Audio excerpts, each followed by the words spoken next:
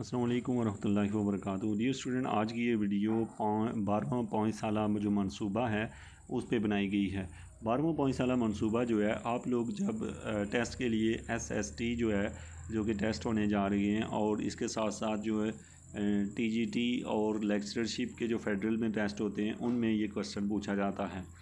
اس میں چونکہ جو پریویس ایگزام ہوا تھا اس میں آپ کو کچھ کویسچن ملے ہوں گے 4 یا 5، جو کہ 11واں 5 سالہ منصوبہ جو کہ نواز شریف صاحب کی حکومت میں بنایا گیا تھا، یہ جو ہے یہ گورنمنٹ ابھی جو لیٹسٹ گورنمنٹ ہے عمران خان صاحب کی، اس میں یہ منصوبہ 12واں منصوبہ کہلاتا ہے۔ آپ نے 11واں بھی دیکھنا ہے اور 12واں بھی دیکھنا ہے۔ ہم پہلے آج کی اس ویڈیو میں 12واں منصوبہ ہے کیا، 12واں 5 سالہ منصوبہ یاد رکھیے گا۔ اس سے پہلے ٹوٹل جو منصوبے ہیں ہمارے پاس، ان کے اوپر 1 بائی 1 ہم ڈسکس کر چکے ہیں، اور یہ ہم 12ویں منصوبے پہ پہنچے ہیں۔ اور آپ کو تمام منصوبوں کا پتہ ہونا چاہیے، اور خاص کر کے ان میں بہت سارے پوائنٹس ہوں گے۔ آپ اپنے تعلیم کے لحاظ سے پوائنٹس کو مد نظر رکھیے گا، نوٹ کر لیجیے گا، تاکہ وہ پوائنٹس آپ سے پوچھے جائیں تو آپ کو کلیئر ہو۔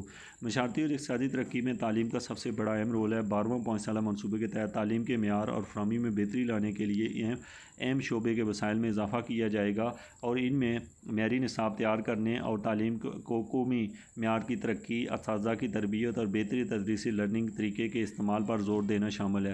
تو اس میں یہ کہا گیا ہے کہ ہم اس کو بہتر کریں گے، تعلیم کے اوپر سب سے زیادہ زور دیا جائے گا، اور خاص کر کے نصاب کی یہاں پہ بات کی ہے کہ معیاری نصاب تیار کیا جائے گا۔ طریقوں کے استعمال پر زور دینا شامل ہے، تربیت اور بہتر تدریسی لرننگ طریقوں کے، یعنی کہ اس میں کیا کہا گیا ہے کہ جو تدریسی لرننگ کے طریقے ہیں ان کو اس کے ساتھ ساتھ علم اور ٹیکنالوجی پر مبنی معیشت، پاکستان کی مقامی مصنوعات کو جدید ڈیزائن تشکیل دینے، تیار کرنے اور نئے مصنوعات تیار کرنے کی صلاحیتوں کو مستحکم بنائے گی، جس کے نتیجے میں دائمی ترقی سے چلنے والی ترقی کی بنیاد فراہم ہوگی۔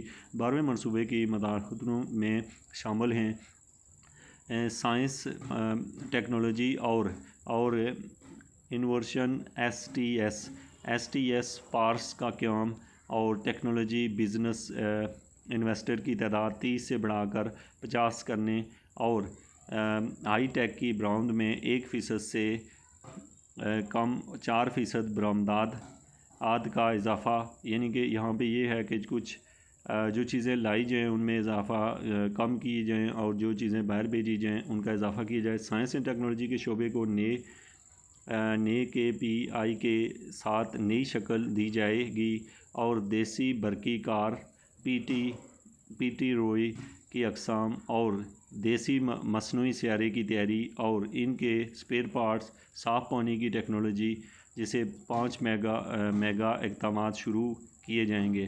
ٹیکنالوجی سے چلنے والے علم معاشیات پر ٹاسک فورس کے ذریعے تجویز کردہ متنازع مداخلتوں 12ویں 5 سالہ منصوبے کے تحت ہونے والے اقدامات کی تشکیل بھی کرے گی۔